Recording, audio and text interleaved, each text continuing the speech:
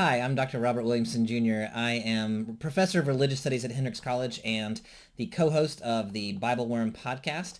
I'm also the author of this little book, The Forgotten Books of the Bible, that we're talking about today.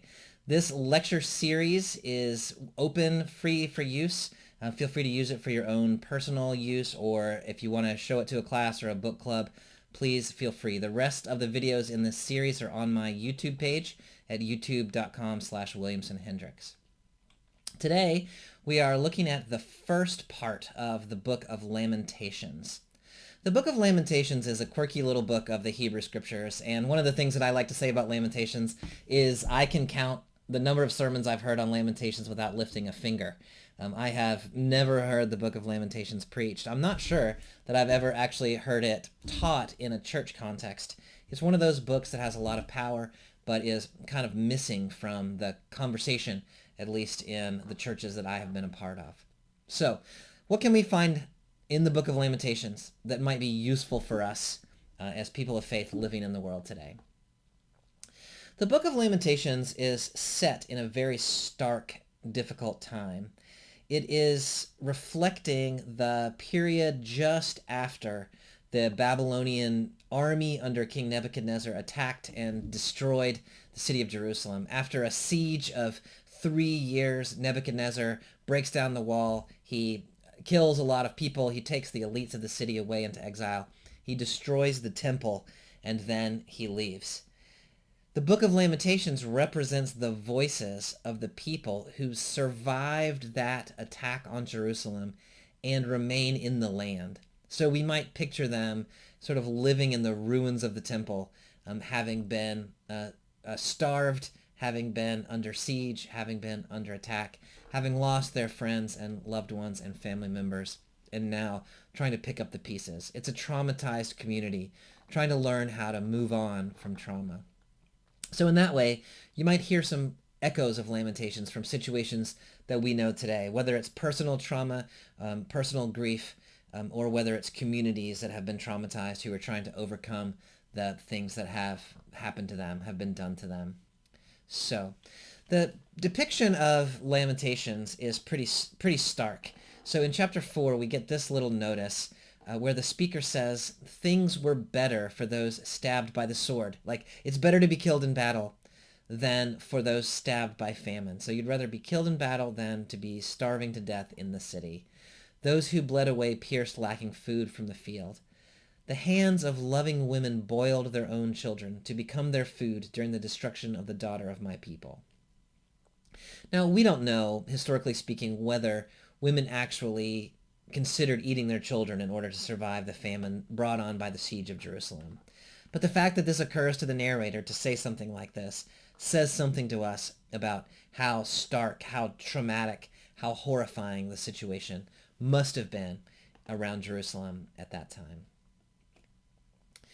Now, one of the things that underlies the book of Lamentations is this theology that I call reward-punishment theology. The scholarly way of talking about reward-punishment theology is the Deuteronomistic theology. That is, theology that comes from the book of Deuteronomy. So if you think about the situation, God who lives in the temple in Jerusalem has now been, God's house has been destroyed. God's people have been taken away into exile. And the question is, how did that happen? Like, where is God? What did God do or fail to do? The answer that is given in the Deuteronomistic reward-punishment theology is quite simply that God rewards people when they do right, and God punishes people when they do wrong. So for the book of Deuteronomy, the reason for the exile is because the people disobeyed God. And so God, in God's righteous anger, at least in anger, handed the people over to their enemies, and they were attacked and taken into exile because of their wrongdoing. If you're just looking for a kind of a shorthand version of the reward-punishment theology, Deuteronomy 30, 16 to 18 is a good place to look. So here in this passage, you can see clearly, if you obey the Lord your God's commandments that I'm commanding you right now by loving the Lord your God, walking in his ways, keeping his commandments, his regulations, so on and so forth, the Lord your God will bless you in the land you are entering to possess. But if your heart turns away and you refuse to listen and so are misled, then you will definitely die. So reward for good behavior, punishment for disobedience. The book of Lamentations is in conversation with this reward-punishment theology. It doesn't necessarily accept the theology, but the reward-punishment theology is kind of its starting place, and then it is grappling with whether that is a good, helpful, useful theology, or whether it is not. Now, one of the fascinating things about the book of Lamentations is that it is presented in a series of speaking voices. There are 5 voices in the book of Lamentations, and we'll look at them each in this series of lectures. There's a funeral singer, who we'll talk about today, whose job it seems, to sing a song about the destruction of Jerusalem. There is daughter Zion, who is a personification of the city of Jerusalem itself. There's a figure who calls himself the man, or the strong man, who shows up in chapter 3. There's another narrator who's a little bit of a jerk. I call him the scoffer in chapter 4. Then there's a communal voice in chapter 5. One of the fascinating things about Lamentations is there's no overarching voice that controls the story. And so you've just got these 5 perspectives that are set alongside each other. And you and I, as the readers, kind of have to figure out how to make our way among those voices. No one tells us who's right, who's wrong. Nothing gets corrected or trumped or anything like that. You just get these voices with their competing claims. It's a fascinating way to write a text, and I think a really suggestive one for our life as people of faith. So the first voice that we want to look at is the figure that I call the funeral singer. But I'm not the only one who calls him that, but I think it's a good name for this character. He shows up right at the very beginning of Lamentations, and he's present through Lamentations 1 and Lamentations 2. If you look at the funeral singer, he starts out by saying, "Oh no." This is the Common English Bible translation, "oh no." It's not a great translation. The Hebrew is echa, which means how.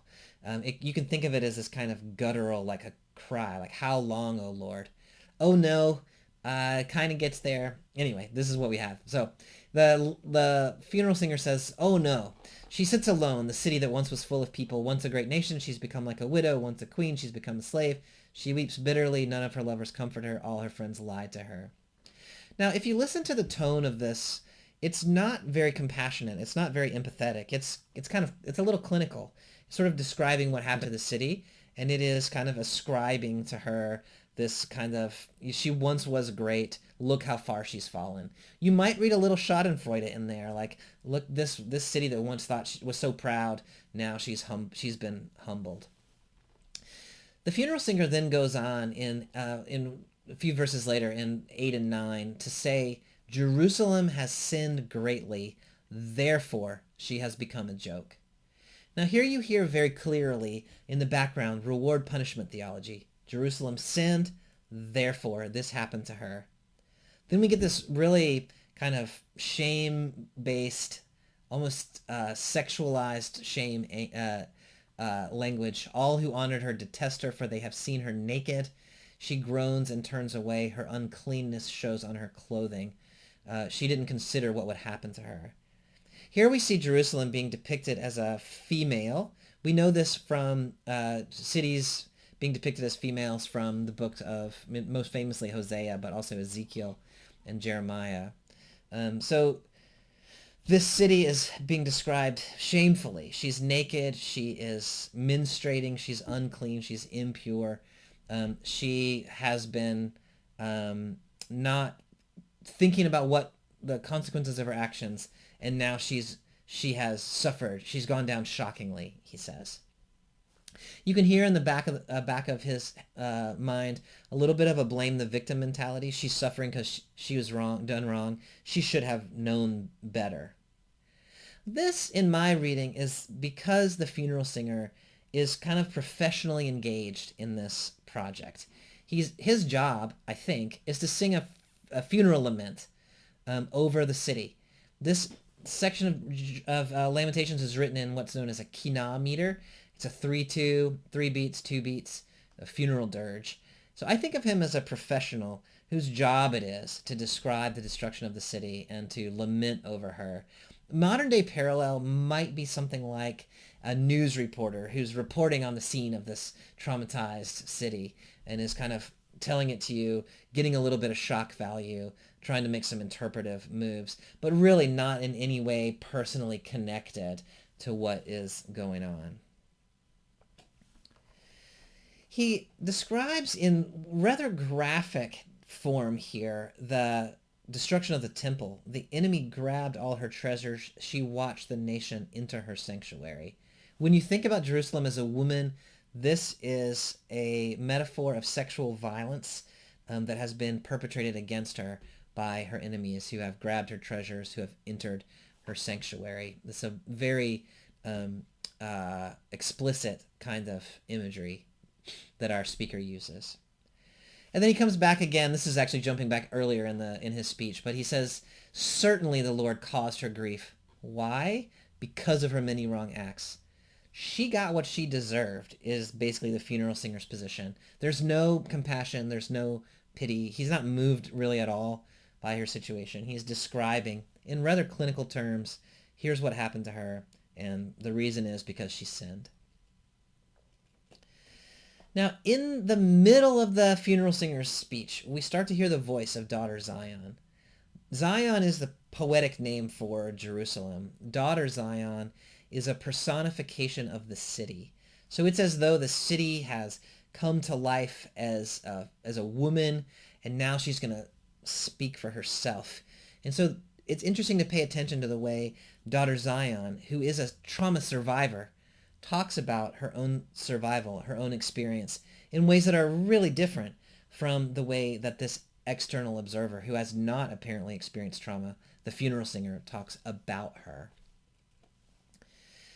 Daughter Zion actually starts speaking in 1:9 in the middle of the funeral singer's speech. She interrupts him. He's describing what has happened to her, and she calls out, not to him, but to God, "Look, Lord, at my suffering. My enemy has definitely triumphed." Then the funeral singer breaks back in. She interrupts him again in 1:11. "Look, Lord, and take notice. I am most certainly despised." And then from there, she holds the floor for the next 11 verses. The funeral singer recedes into the background in 1:12. Daughter Zion comes to the fore. So now she says, "Is this nothing to you, all who pass by? Take notice and look. Is there any suffering like the suffering inflicted on me, the grief that the Lord caused on the day of his fierce anger?" There's a couple things that we should notice there. First of all, in all three of these, 1:9, 1:11, 1:12, the thing she wants is look and see, take notice. She's wanting someone to observe in a compassionate way the suffering that has happened to her, to acknowledge what's going on, and to in some way empathize with her, or at least like recognize what's going on. Now we should notice the funeral singer has been looking at her and talking about her for 11 verses, and that's not what she's looking for. She's not looking for someone to objectify her or to explain why she suffered or to blame her for her own trauma. She's looking for someone to look at her and take seriously the situation that she is in. Secondly, it's worth noticing that she calls out to God twice, "Lord, look, Lord, look." And then in the third instance, she says, "Hey, like anybody, just random stranger walking by, look at me." She seems to have given up a little bit there on the possibility that God's actually going to take notice. And she has simply like, anybody who will pay attention to me, please do. Finally, in those last two lines in 1:12, the grief that the Lord caused on the day of his fierce anger. She is naming the cause of her suffering as God's anger. And she's going to toy around with the idea here in a minute about whether she deserves God's anger or not. But it's interesting that she sees God as the cause of her suffering because God became angry. Now, as she continues, she describes God's attack on her. And, it is God sent, God spread, God left me devastated. These are really violent images. She is describing God as physically attacking her, sending fire into her bones, trampling on her bones, spreading a net to trap her, forcing her back, devastating her, leaving her sick. Then, as she continues on, we hear more about what God has done, despised her warriors, called a feast for everybody to come around and look, trampled on the young woman, daughter Judah, stomped her in the winepress. And then we get the emotional side. Really the first time we've heard emotion in the book of Lamentations. Because of these things I'm crying. My eyes pour out water. Because a comforter who might encourage me is nowhere near. My children are destroyed because the enemy was so strong.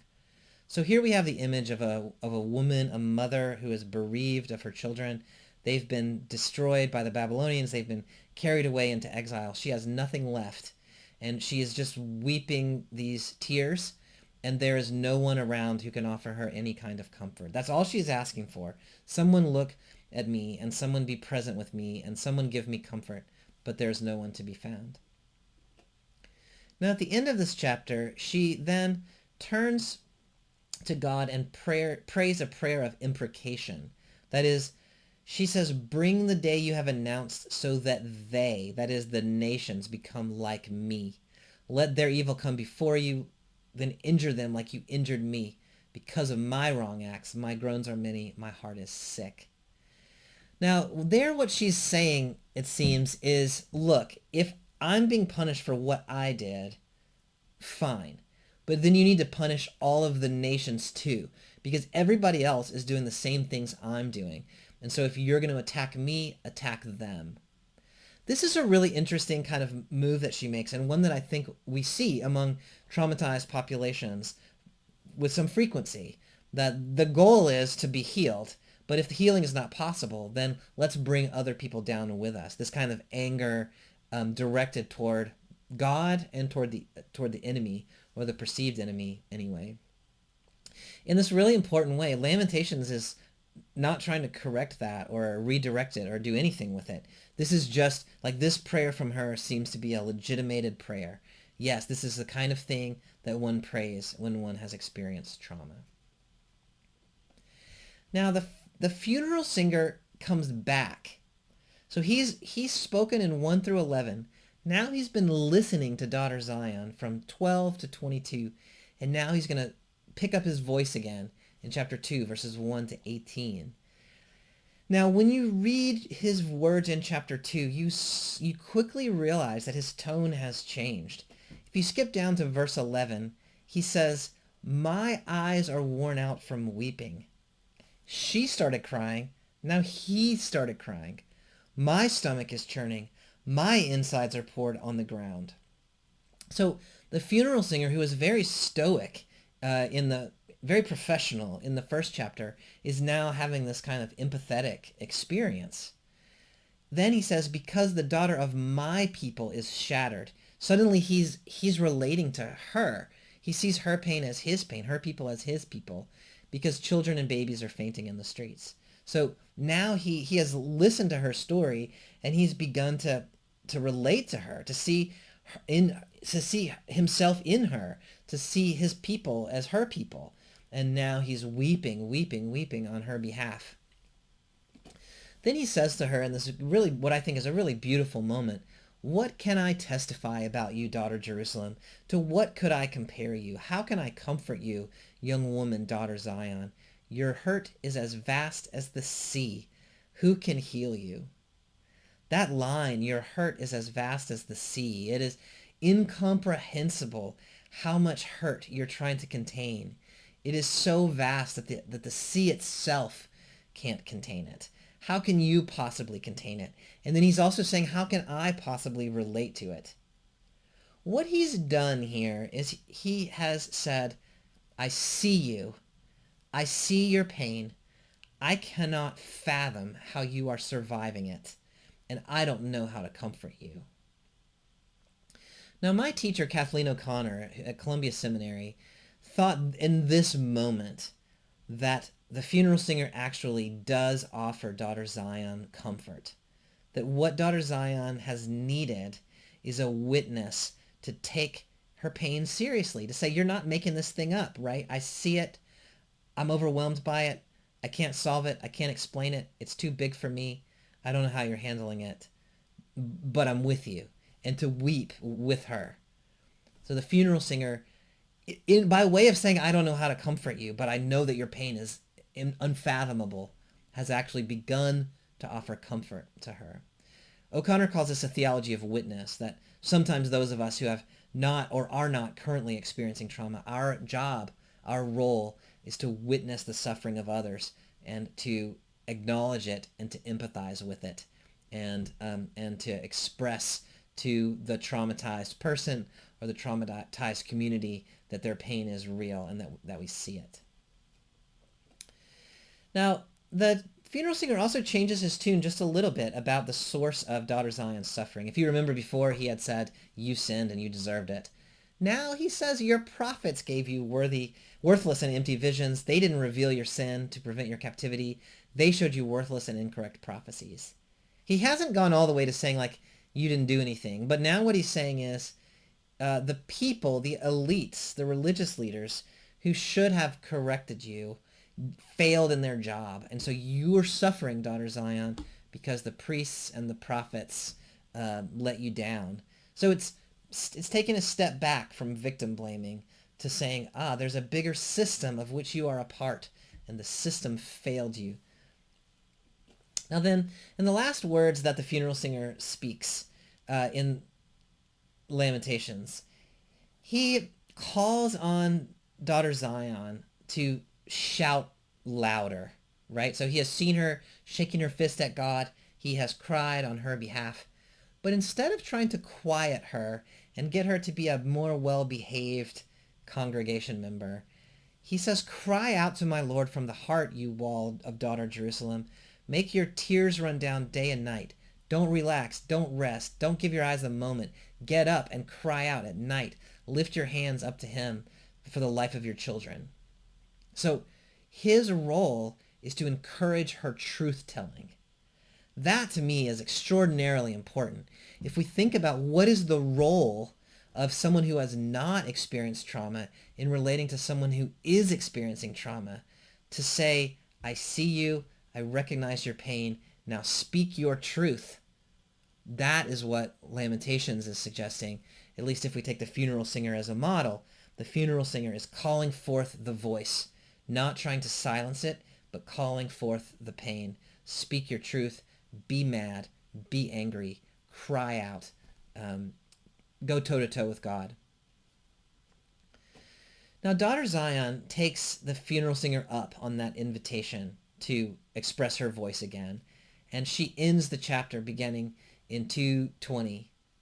She calls back to God, Lord, look and see. That's the thing that she likes to say. Look and see to whom you have done this.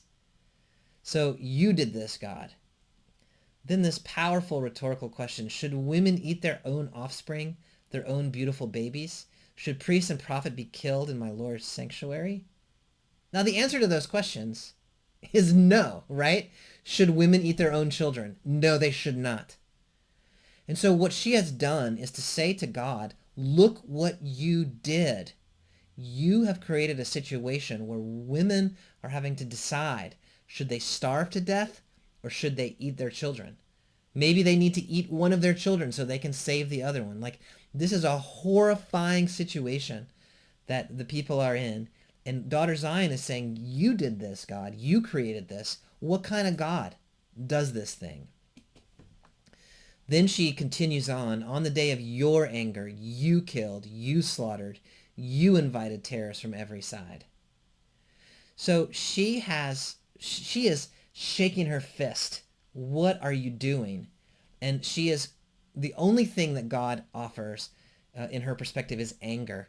And she's trying to remind God here, like, you said you were a God of compassion. Don't you remember Exodus 34, 6 and 7, where you said you show steadfast love to the 1,000th generation of those who love you, and only the 3rd and 4th generation are punished for those who disobey you. So you're supposed to be 1,000 parts compassion and 4 parts anger, but now you're all anger and no compassion. Like, what are you doing? Now, then she breaks off her conversation with God and she turns, I don't know, she's either talking to you and me, the reader, or she's talking to herself. She says, on the day of the Lord's anger, no one escaped. No one survived. The children that I nurtured, that I raised myself, my enemy finished off. Now that's the last thing she says in the book of Lamentations. She shakes her fist at God. She accuses him of being a God who is only angry and lacking compassion. And she says, there's no hope for the future. Now, it is interesting, and I think it is important, that Lamentations never shows her making a turn. It never shows her asking for forgiveness. It never shows her saying, but still, I bow down before you. This is a protest theology. She protests God's action, and she seems to refuse to resubmit to God. Maybe she's turned her back in this last couple of verses and said, I don't have anything left to say to you. What that suggests in this biblical text is that there is a place within the theology of the biblical text for a theology that protests and is angry and shouts and speaks the truth of trauma, anger, and pain, and that's all that is necessary to stand up on the wall to speak the truth. That is at least one legitimate response, one kind of authorized response for what traumatized communities and traumatized people are invited to do by the biblical text of Lamentations. They're not trying to move on to someplace else.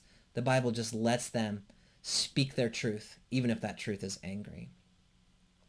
Walter Brueggemann wrote a little essay a few years ago called The Costly Loss of Lament, and in that essay he argued that the church is the training ground for people to learn to speak words of protest to their leaders. If you can learn to speak protest to God, you can learn to speak protest to your governor or to your president or to whomever it is. If you cannot speak protest to God, you cannot protest earthly powers. And so in this sort of invitation of Lamentations to protest against God is an affirmation of protest within the political realm, to say, yes, sometimes protest is the only thing or the best thing that one can do. When one is angry, when one is traumatized, this might be exactly the response. So in this text, in Lamentations, just in chapters 1 and 2, we see these two figures. Daughter Zion, who is the figure of protest, the traumatized figure who speaks in her anger. And we see the funeral singer, who is a bystander, who becomes an ally. And what he does is simply to say, I see you, I hear you, I weep on your behalf, and I want you to speak your truth. So we can find ourselves in these two voices, and we can think about how that relates to our own time and things that are going on in our lives and on the streets today. When we come back to the second part of the Lamentations lecture in the next video, we'll look at three more figures, the strong man, the scoffer, and the communal voice. And that's going to complexify Lamentations for us even more. But I think these two voices are enough for us to sit with for now. So thanks for being a part of this video. If you're looking for me, you can find me at robertwilliamsonjr.com. I'm on Facebook at robertwilliamsonjr.author, at Twitter at rwilliamsonjr. Please do go and check out the Bible Worm podcast that I do with my good friend, Amy Robertson, who is a PhD in Hebrew Bible and a Jewish educator in Atlanta. And if you want to get in touch with me, robert at robertwilliamsonjr.com. Thanks so much. I'll see you next time.